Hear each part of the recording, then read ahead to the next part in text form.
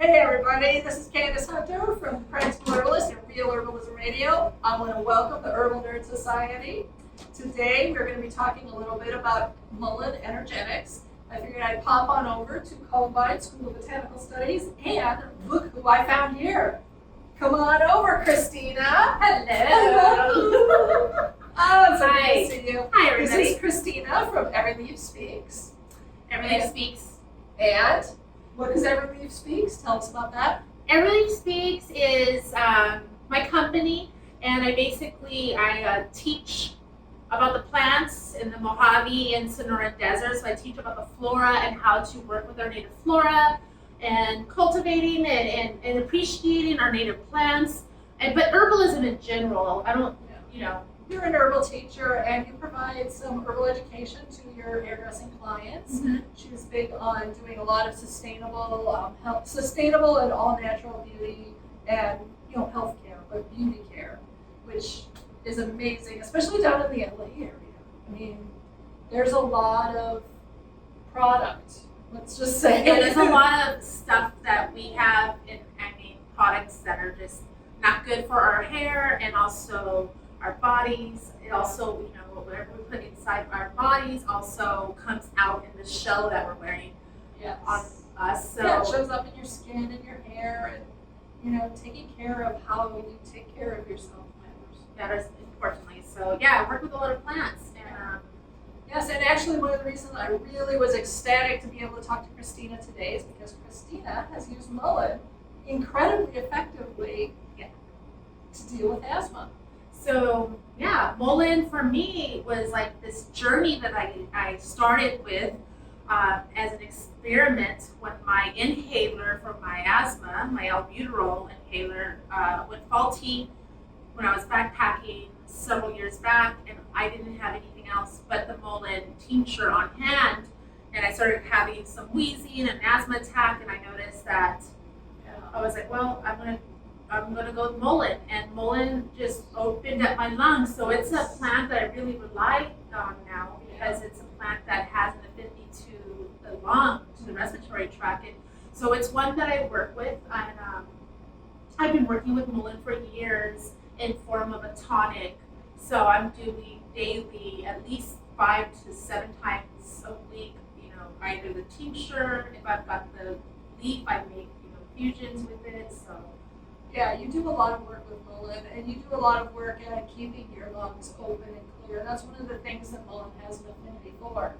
It's cooling in terms of it opens up the lungs. Yeah. One of the Western herbal properties that you usually think of it as are? It's cooling, and it's also drying the tannins in the plant, which is really interesting because, when you make a cup of, for instance, rose tea, it's extremely noticeable that it's astringent. Yeah. But the tannin properties of mullein, I don't feel it's not a mucilaginous plant, so it doesn't have that slime that some plants would when we associate something that's moistening. People think, oh, it has mucilage. But it's a plant that is moistening to the respiratory tract, also to the urinary tract, and it's astringent. Yeah, it's moving. It's cooling and drying. So it's not really moistening, but it's getting the energy moving, which allows the natural flow of water that needs to go through there. And one thing that people don't realize is for instance, if you've got bronchitis, if you have dry lungs, both of these environments where it's damp and it's dry, you can use mullein. It can work both ways because it's got those astringent properties because of the tannins, and it also has the moistening properties of it, where it's not going to contribute to excess mucus or not mucus, but excess moistening. But it's going to help dry up any condition that's going to be dry. It's going to be moistening any condition that's already dry. Right. So it's soothing. It soothes that. It soothes aggravated tissues, particularly in the lungs. When you think about it in terms of Ayurveda, it is reducing for kapha, it's increasing for vata, and it's relatively balancing or neutral for pitta. So pitta is the circulatory and the fire of the body. So it's not going to mess with your fire, but it is going to move any stuck, stagnant tissue or any stuck, stagnant energies like mucus and fat phlegm. In Ayurveda, it's often called ama, which is it's a stuck. It's like the stuff you find in a cyst. You know, it's the stuff that's gotten stuck. Mullein can help move that along. At the same time, it will increase vata, which is the air principle, the flowing of the air energy in the body. So it'll get that moving, and that's part of why it feels like it's moistening, because it's moving the cruddy stuff out of the way, and it's allowing the fluids to flow appropriately. It's encouraging the fire to do what it needs to do appropriately. Yeah. So yeah. I really like it. It's mullein has, I mean, like just recently we were discussing about mullein's use as for the synovial fluids. Right? Yeah, you had a knee injury that you were working with mullein on, weren't you? I have, yeah, backpacking injury where I injured both my knees. So I do work with specific herbs. You know, for instance, Solomon's seal is one, but I ran out. But this is a beautiful thing about studying plant medicine, is that we never stop learning. Right. I will forever be a student of the plants because I continuously, there's always some new information that's coming up. And just a couple weeks ago, I found some studies done that, or not studies, but I learned that Matt Wood uses mullein leaf for the synovial fluid, and I was super interested in, you know, I want to know about that because when our joints get dry, I feel stiff. And so anyway, so I've been experimenting with mullein leaf. So far, I don't notice a difference. You know, so far it's not working. But you suggested that you might give him a shout and see how he's using it, because it's possible it's topical. It can be topical, but I mean, if he's, I don't know, my question is like, if he's talking about the synovial fluid, I believe that maybe, like, I don't know how he's doing internally, if he's, you know, I don't know his dosage, that's another thing to consider. I know Jim McDonald, we contacted him because I wanted to trace some information back, and Jim talked about how he uses the root for spinal misalignment. So it's like this plant, and you were talking about, you know, how the stalk. It's got this structure. It is described as an air plant. If you talk to someone like Saja Pablo, he talks about it as being an air plant, and it's a very Saturn plant. So it's a plant that is got its structure. It's upright. You know, the young first years, like the teenagers, they're all fluffy and on the ground, and that's the place where it's really good to harvest those leaves for your lungs and all of that. And then the second year, the stalk gets up straight, and it's like a tree trunk almost. I mean, it's not huge, but it's, you know, broad, straight, and that's like the Saturn nature. This is the structure. This is how it's going to be. This is what we're doing. And so mullein helps your body get its alignment back. So I'm kind of wondering if that's the property that Jim's drawing on, and maybe the property that Matthew Wood is drawing on as well. I don't know. Yeah, it's that's what I love about researching, because I've just been like on this one. I gotta get some mullein roots, and you know, giving it a try. And you know, because I'm open to working, and that's why I love exploring with the plants. So while I'm waiting to get some, you know, more Solomon's seal, I'm definitely going to explore more with the mullein root, and then I definitely want to know more about how is the leaf used, because for me, my association, like I've only always used it for any type of, like, you know, bronchial spasms, asthma attacks, respiratory issues, the lungs, you know. Which is TCM in traditional Chinese medicine. It's got strong affinity for the lungs and for the stomach. So the lungs in TCM are about your connection with the rest of the world. You're breathing in, breathing out, the boundary, the space between you and everything else. And it's, you know, the breath moving through the body and all of that. And for the stomach channel, it's about integrating the ideas and digesting the ideas and the events of the day. So mullein does help with that as well, in that it is a digestive herb and has been used in various traditional practices as helping the digestion.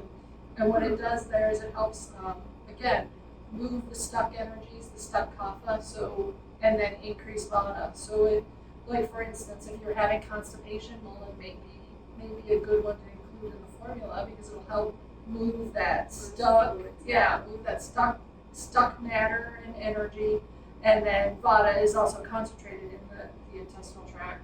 So you're increasing Vata, which means you're increasing the airiness and the ability to move stuff. So, have you worked with the root at all? I have not worked with the root yet. I harvested, a friend of mine gave me a mullein plant. She like pulled the whole thing out of the ground, root and all, and said, here, take it. Wow. I was like, okay. So I brought that home and I set it down on my deck, and I was going to harvest some of the seeds. I have another friend who was thinking she would like to put some of the seeds in her field. She deals with asthma that comes with seasonal allergies, and is increased when there's any kind of anxiety, which, I mean, asthma itself just creates anxiety. You know, it's frightening. Mm-hmm. So she thought if she grew some mullein, that might be good, and she That's could good. harvest it. Yeah. That's So, really you good. know, I was working with it, and I was gathering the seeds, and I decided to clip some of the roots. Later in the winter, I'm going to probably try something with them. I haven't decided what, but it's an experiment. I'm guessing people might normally not do the flowering second year roots, but I don't know. So we'll find out how it works, if it works. But it was interesting while I was doing it, the energy started to move. My sinuses started to like get runny and moving.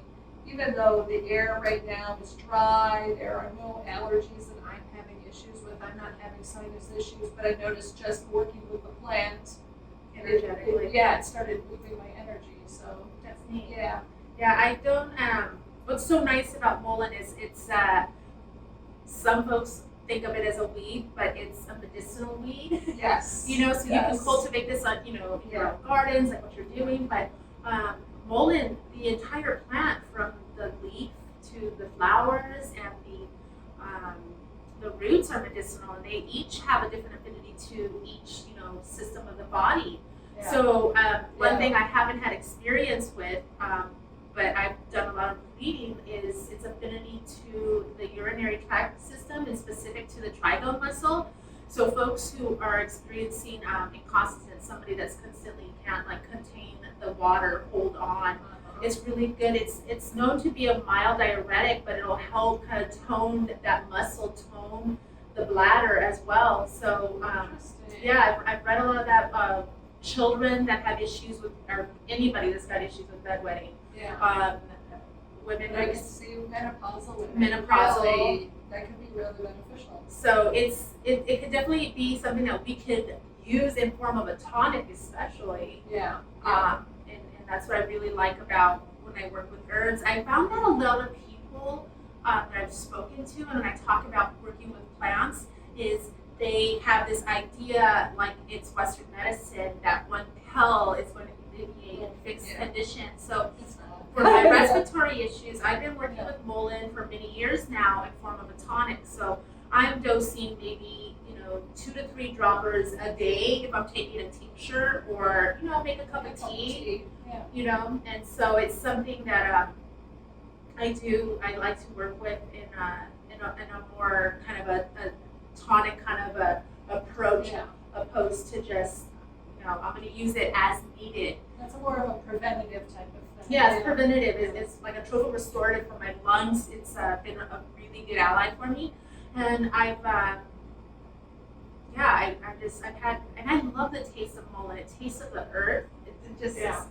But one thing I want to tell people is, when you're making tea, and if you're using the loose leaf, I like to strain it through, because there's fine little hairs that come off in the tea, and if you don't strain it through with with the coffee filter, it goes straight through. Like, I've had it, pieces will stick on the cheesecloth in the past, or if I use just a little mesh strainer, it goes straight through there. Filter. And if you're trying to drink tea for your, bronchial issues. You don't need that getting stuck in your throat. It's the worst feeling. So word of caution, it's like if you mix it with other herbs, like if you're mixing other herbs in with it, then I've noticed it kind of latches onto those herbs. It's not a big deal. Right. But straining loose leaf with the coffee filter has been my thing. And I'm thinking, if you're tincturing it, when you get to the straining part, you want to use a coffee filter. Coffee filter, Whenever I work with mullein, I just always use a filter, because the fine little hairs are just kind of aggravating, and then you don't want to already piss off and already pissed off Right. lungs or Yeah. so I love mullein. It's one of my one of the first herbs that I really started to have a relationship with. I mean, I've worked with so many different plants, but it was like one of the plants that really helped me with my asthma. And I've been on a path of like trying to treat asthma without using drugs. And another thing that there's asthma is triggered by so many different underlying conditions. You know, back in the day, it was just kind of like environmental, and now it's changing. Yeah. You know, And I don't know, I mean, I think, 4 centuries ago, I would bet that asthma was more environmental than it was anxious, but honestly, people had things to be anxious about then, it just was different than it is today. yeah, We live in a society now that we're extremely vata, so we're already in a high vata state. And then, we're on our cell phones and all the information. The information age is all about vata. So it's all about that heady, eerie sort of experience. We're very, and 400 years ago it was much more of a kapha, thing. People were grounded and they were worried about survival. They were thinking about, food every day and sometimes politics and, very, very practical, very worldly, which is not necessarily a bad thing. I think the space in between, the balance in between is what you're looking for. One of the things mullein helps you do is find that space to be airy, but still have your roots in the ground, and your feet on the earth. Yeah, I told you that story of when I went backpacking just recently, and Share that. So briefly, I went backpacking in the Sierras, and I had just come over a frightening, steep traverse, ice climbs, climbing on snow, trying to get over, and I'm by myself, and it was just frightening. And once I got safely to the top of the pass, I reached in for my skull cap because I was just in tears. I still get a little emotional when I think about it, but yes. Skull cap is your primary go-to when you're like mind's racing, your heart's pounding, you're like and my skull cap had I had transferred it into an ultra light container, and it popped, and the skull cap was all over my pack, so I didn't have skull cap. What I had was mullein. Oh no. I could barely even catch my breath. I was so out of breath and couldn't focus. I mean, I could focus, but I was just, my head, I was all over the place, freaking out because I just did the most scariest thing I've ever done without a rope because I wasn't, I could have died. Insane. When I had all I had was mullein, so when you talked about how it helps you ground and it's kind of like that air energy, yes. I definitely needed grounding, and I didn't have anything. I didn't want to dig through everything else I may have had in there, but mullein was the first thing I reached in and got after I realized the skull cap spilled. And I was able to catch my breath after a couple drops of it and come back into and like gather my thoughts because I still had to trek over snow and I didn't know what was underneath there. So mullein really wasn't.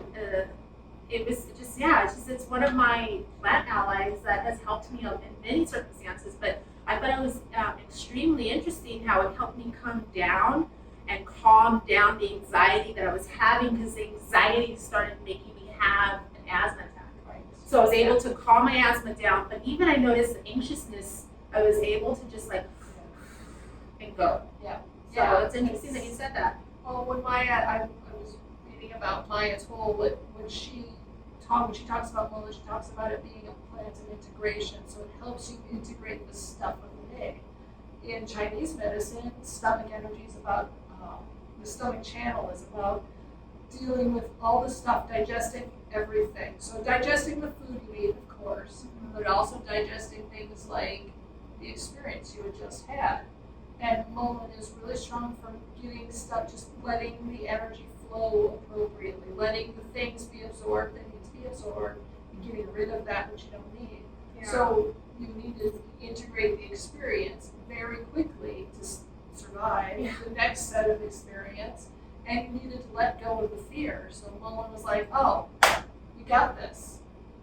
Pull it in, get it moving, get grounded, we're good, you go, girl. Yeah, I did it. So that's why I really love working with plants, because there's so many different aspects of a plant, and there's so many different parts that can be used of a plant. And just like what I learned recently about, Matt Wood using it for synovial, fluid, and then, and Jim McDonald talking to us about spinal misalignments. And then, knowing that each plant has an affinity to a different part of body systems. Yes. For instance, the flowers can also be used in herbal medicine. Yeah. The flowers are used a lot of times in ear. So where sound is coming in, and sound is associated with air.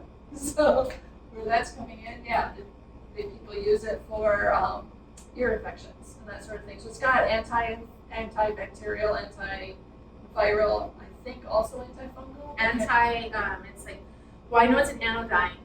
People are vulnerable also, so it's used as anti-inflammatory, and so it relieves pain and it helps move your circulation, so it helps your blood move, which is important in the area when you've got an ear infection. Most of the time you've got a lot of fluids built up, so you need to open that up and help the air in.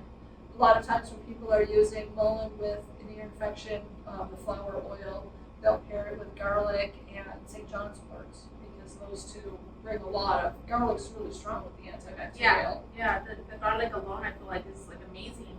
And even just like if people don't even have mullein oil, you can definitely just use warm olive oil. Yes. And I found that to be helpful for any type of earaches. But definitely I feel like the pain, I've read a lot and I've spoken to people who have used it for earaches. The mullein ear oil is like the best. Yeah, and that's actually when my son was a little one. He had 2 times he had earaches. Both times we used mullein with the garlic and St. John's wort. Nice. We had all 3 of those. We just we bought one, kind of like Howie's. I think he's got one over here, doesn't he? Yeah, he orders his. There you go. Howie's Columbine's formula for ear oil. Which includes mullein flowers and olive oil. Basically. And no garlic. But no garlic on this one. But that will work. Should we show folks what mullein looks like? Yeah. So these guys have it arranged by Latin name because they are really brilliant. Brilliant school. They're going to make their students actually learn. I do the same thing in my tincture cabinet, and I have to admit that I frequently have to stop and I'm staring. I'm like, okay, what was Latin name again? Starts with a V. Yeah, but it helps you remember. It helps you remember Latin names when you organize by Latin name. It helps you in like remembering what it is. It is. And try doing your spice cabinet. Oh no, I'm not. That's My spice cabinet is a great big I plastic box filled. It's like this deep, filled with bags of spices that may or may not have names on them. Well, you can always taste test. That's one thing about being a cook. It's like you know what you're working with. Right? So when you close your eyes and smell it, do you know mullein right there? Mm-hmm. Verbascum, so thapsus. It is very light and fluffy. It's airy. Yep, you can see how airy it is. Going with the air thing. I wish you guys could really zoom in, but I can't. So you can almost see the little hairs that are on there. If you've ever actually touched a mullein plant, you'll know what we're talking about. They're not like cactus hairs. Nope. Not like that, but they are very soft. And if you're working with mullein, like I was the other day, when I was doing the roots, pulling those roots off, I got mullein hair stuck. It was very irritating. Yeah. So, it went away in an hour or so. It wasn't like nettle. It doesn't last for multiple days, but those hairs can be really They can be a little irritating, and then you just throw an astringent on top of that. Yeah, there Take a shower and you put an astringent on it. You're so bad. Yeah, I was cooking afterwards, so I just put some olive oil on it. So, I'm not. It's like working in the field, studying the plants that like we're doing here at Columbines. When we're studying plants in the field and we're brushing through plants, I'm just, I'm in a whole new environment. Like I'm not from the Pacific Northwest, and it's just Bushwhack, yeah. I It's constantly tough for have you. like skin irritation, so I have to wear long Yeah. sleeves. But there's been a lot of times when I just rub, alcohol because that's all I Yes. have on me. Like a tincture with Yeah. made in alcohol. So the fine hairs can be irritating. It can be, yeah. And I know processing the herb, when I'm processing mullein and breaking it up, when I'm crushing it up, I have to, a lot of times I have to, because how sensitive my lungs are to inhaling things in, even dirt, I have to wear a mask. Yeah, I can picture that. Yeah, like the N95 ones, I Yeah. put a little mask on because I don't want to inhale that little fine hairs and the dust that come wafting. Yeah, that'll really. What do you think about, who do you source your mullein from? The mullein that I get, as well as many of my other herbs, I get from Mountain Rose Herbs if I haven't grown them myself Yeah. or gotten them Good from company. a local friend. They're really good. They're very sustainable. They put a lot of energy into making sure that everything is tested and it's pure, and the people that they're buying from are sourcing or creating, growing, or harvesting ethically and all that sort of thing. But you have another farm that you really like. Yeah, I like Oshla Farms in Applegate, Oregon, just south of here. I like the company because they are also sustainable, they're organic, and it's a family-owned company, Yeah. and they are farming their own herbs, Right. and they are processing their own herbs, so it's a small business. I love Mountain Rose Herbs, but I will also order from Applegate or Oshla Farm. You learned about them through Julie James, right? Yeah, I learned through them. I learned through Julie James, who was one of my teachers in California at the Green Wisdom Herbal Studies in Long Beach. She orders from Oshla, and so when we would have tea and work with the herbs, she would, either cultivate from her garden or she would have Oshla. Right. And it was some of the best nettle I've ever had was from Oshla. It just tastes like it was freshly harvested. So they get good fresh stuff, and it's not Nice. sitting there forever. Yeah, That's that's important. It's actually really important to make sure that whatever it is you're taking or using for your herbs, that they are fresh and that they are well harvested and they are done sustainably. Yeah. Yeah. Did we talk about the coffee filter thing and how, Yeah, I think you did. Okay, we did. Just in case, when you're making your mullein tea, strain it through coffee filter. Yeah. Otherwise, the hairs will That's end right. up going through. Yeah. Yeah, we did talk about it. That's how we got to your We arm. did. Yes. So, I don't know, mullein's just a great plant, and Yeah. I'm glad you guys are featuring it on, Real Herbalism Radio and The Practical Herbalist. Yes, thank you. Yes, we're excited, and I want to thank you, Herbal Nerds, for being here and making this all possible. We also want to thank Columbine School of Botanical Studies for lending us the space. Yeah. And thank you so much, Christina, Thank for being you. here. Thank you. I always love hanging out with you, and Oh. I always love talking to folks about plants. So yes, until next time, ta-ta. Put an herb on it.